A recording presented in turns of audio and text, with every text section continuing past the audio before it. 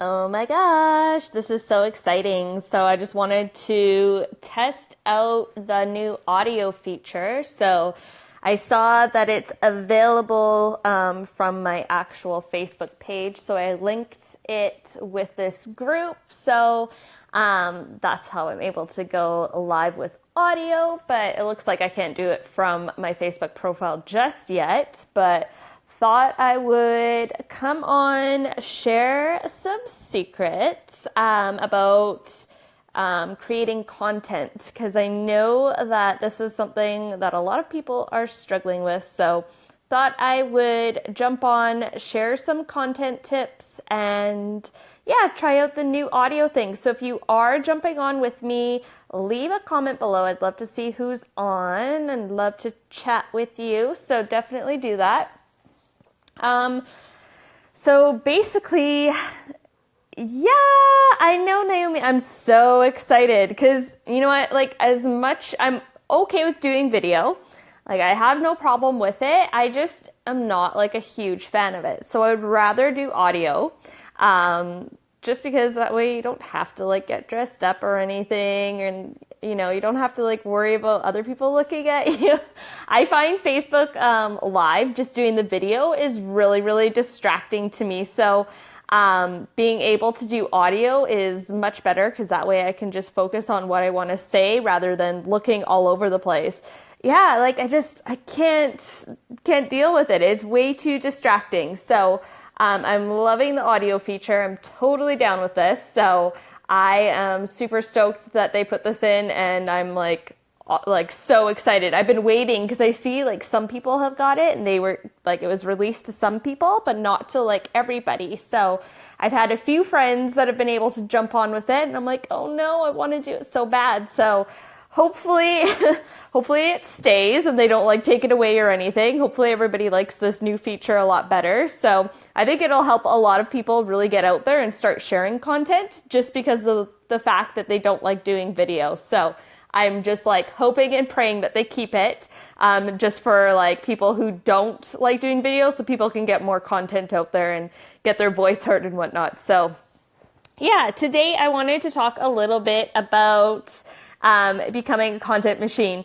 Yeah, see, you and I are together with this. So yeah, I guess content basically comes down to obviously sharing your expertise with people. It's super valuable because obviously it's how you attract your clients, your customers. It builds your audience for you, engages your audience for you, nurtures them, and hopefully if you're creating good enough content, it's selling for you as well. So it does have a huge purpose in your business. It's something that is like a must-have if you are creating any online business. So it doesn't matter what kind of business that you have. If you are building it online, you need to be creating some sort of content. That's just the way it is. Like there's certain things that you can get away with like doing and not doing in your business, but content, if you're building a business online, is like one of the number one things that you need to have in place and need to be doing consistently in order to get clients, build an audience, engage with people and whatnot. Okay, so I'm going to dive in a little bit. There's obviously different types of content. So as we've discussed, there's video content and audio content. Video, usually it's like live streams, static video, or webinars. For audio, you can be doing like podcasts, and now there's this awesome feature. So definitely be taking advantage of it. If you are afraid of video, jump on audio and do that instead because it is going to be a lifesaver for you. There is also text content. So that's blogging, articles, which I don't see very much of anymore, but there used to be articles, I guess. And then doing your regular social media text posts as well. So those are kind of like the main types of content that are really powerful, really valuable, and will get your people engaging with you and building an audience and whatever it is. As for like the best kind of content, I would say it would be sharing your own experiences. So things that you've overcome, things that you've learned, you've implemented, and you've gotten a result with. Like, people want to know what you've been able to achieve or do, right? So if you could create content around your own results, that's always going to be the best, because people want to know like how you've been able to achieve something. So like, say you are a weight loss coach or in like the health and wellness industry or something like that, and you are able to lose a bunch of weight, like sharing with people how you were able to do that. So like, what you eat during your day, like what kind of exercises that you do, what you found worked and didn't work for you, like different things like that. That's what people really want to know, right? Especially if you've achieved like some sort of significant result. That's the kind of stuff that people want to know. So I know I have a lot of network marketing girls in this group, and I know that some of them have achieved amazing results in their businesses, and they like overlook the kinds of results that they've gotten, right? So I know a lot of them have been able to achieve like crazy things, and like even in my business, I wasn't able to achieve the things that they have in such a short amount of time. Like, I just couldn't do it, and I didn't know. So like, they were able to get like quite big results and whatnot. I know one of the girls, she was able to earn a company car like within her first 6 months of doing network marketing ever. So I know I'm like kind of going back and forth here a little bit with like different industries, but I do want to share like the fact that she's been able to do that is so powerful. And like, she has so much value within her that she can be sharing with people and letting them know like what she had to do day in and day out to get that result, right? And sharing that out with other people and inspiring them, motivating them, educating them to take those same actions and get the same results. Okay. The other types, or like, if you haven't had your own experience with something, obviously I think you have. That's typically if you've become like a coach or a consultant, you obviously have had some sort of result or have done something in order to lead you to that path. So definitely like think about like your own experiences. But if you're really stuck on ideas and you just have no idea what to create for your audience, then definitely put these things into place, or think about getting some inspiration from these places, okay? So some of the places are webinars and trainings. So if there is a free webinar going on and people are putting out a lot of massive value, I would be hopping on them, learning as much as you can, obviously implementing too, and then teaching your audience how to do the same thing, because that's what people want to know, right? And you essentially want to be like one step ahead of whoever it is that you're teaching. So making sure that you're one step ahead of them by learning and implementing, so you can then share that with them, right?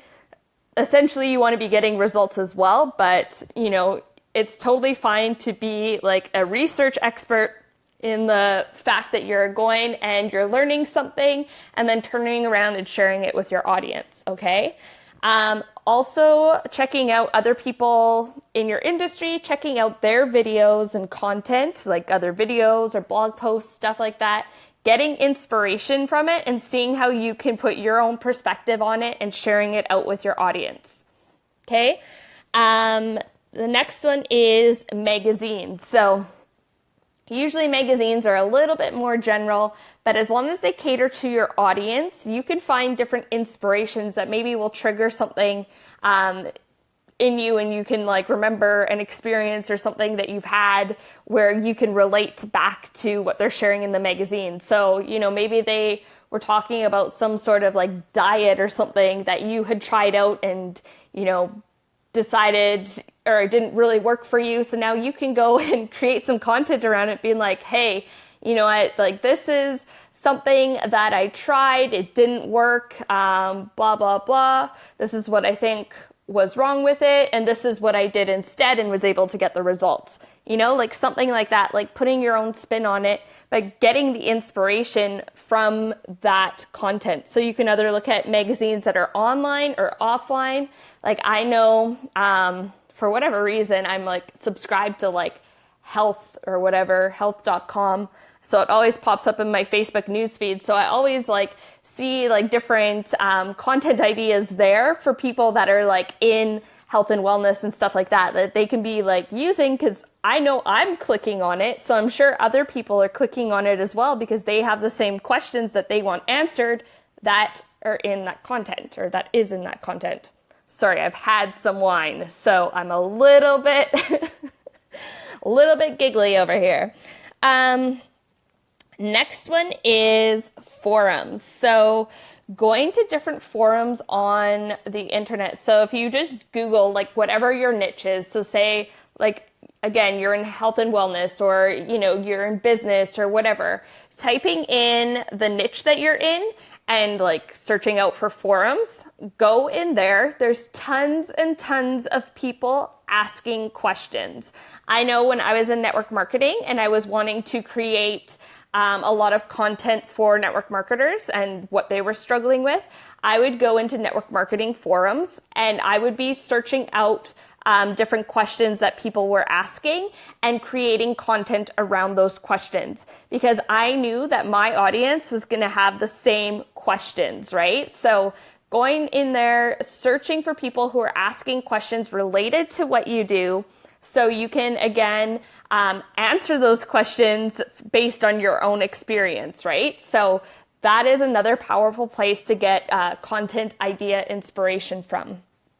Another one, I did mention other people's content before, but again, while you're looking at other people's content, a lot of the times, like if it's like a video or live stream or something, their audience actually is asking them questions while they're delivering their content. So keep an eye for the people that are engaging on those other people's posts and videos and stuff like that, because a lot of the times they are asking the questions that they, you know, obviously need solved. So going in there and seeing, okay, like if you have a similar audience and they're asking questions and it's something that you know the answer to, you know, write the question down and create some content around it to deliver to your audience. Because typically if one person has a question, more than one person has it, right? So it's not just that one person that has a question. There's like a whole group of people that have the same question, only one person speaking up. So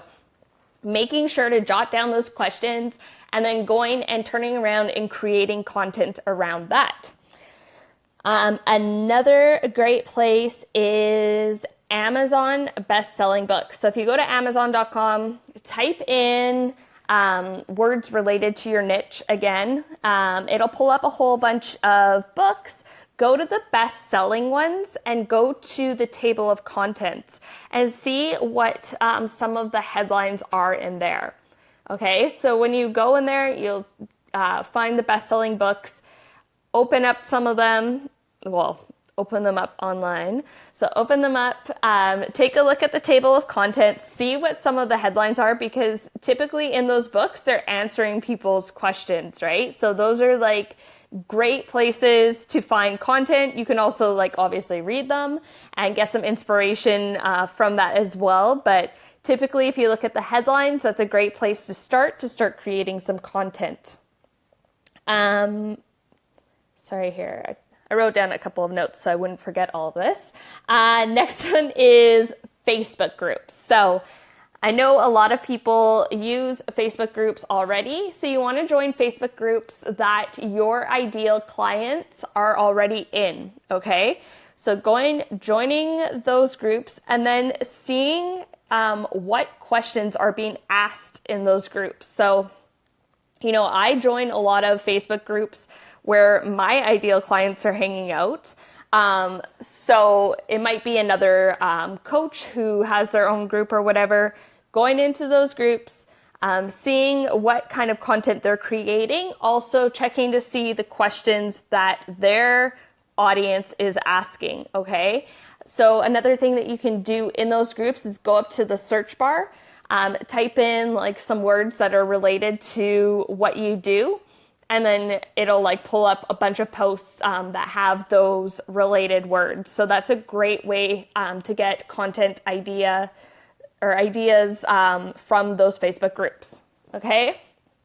And the last one is ask your audience. So asking your audience is ideally going to be your best bet besides sharing from your own experience.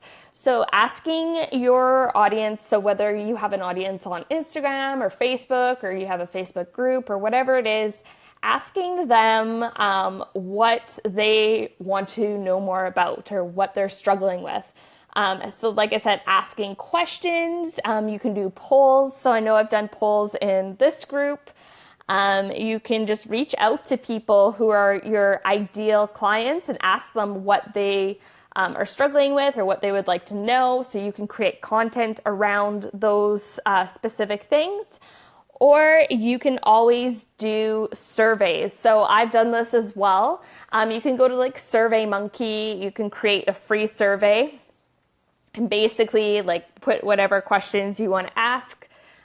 So like, what is their biggest challenge or struggle right now? What are some other good ones? Just basically getting a feel for what they like need right now, or what they want, or what they want to learn more about, stuff like that. So having a survey and then sending it out to your email list if you have an email list. If you don't, posting it on Facebook and just asking if they wouldn't mind, like if your audience wouldn't mind going and filling out a survey. Again, contacting some of your ideal clients or reaching out to people who you would think would be your ideal clients and asking them if they wouldn't mind helping you out by filling out a survey. I know when I first started coaching back in like 2013 or 2014, I went because I wasn't like sure exactly who I wanted to work with. I know I sent out a survey or asked some friends, if they'd be willing to fill out a survey for me, just so I can get an idea as to who I wanted to really help and whatnot. So it is really effective. You can get a lot of information, especially if you ask really, really good questions. And then that can help you to create content, and not only that, but create programs. So keep all of this in mind as well, that you're not just using it to create content, but you are using it as, I guess, inspiration for different programs and stuff that you can offer as well. So definitely keep these in mind. Hopefully these tips helped. If they did, give me some love, and I will be back tomorrow, probably with another Facebook Live audio, because I think this is so much more fun.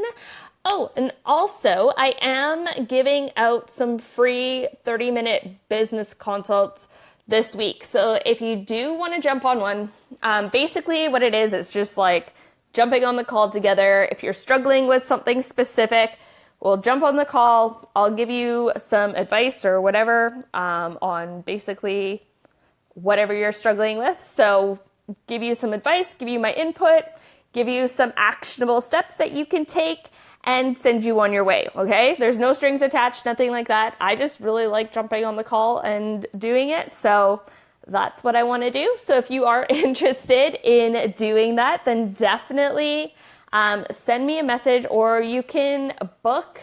I'll leave the link in the comments or something. I think it's calendly.com/book with Cassie. So you can definitely sign up for a call there, and hopefully I'll chat to you soon. Have a great night, and I'll see you guys on the next one.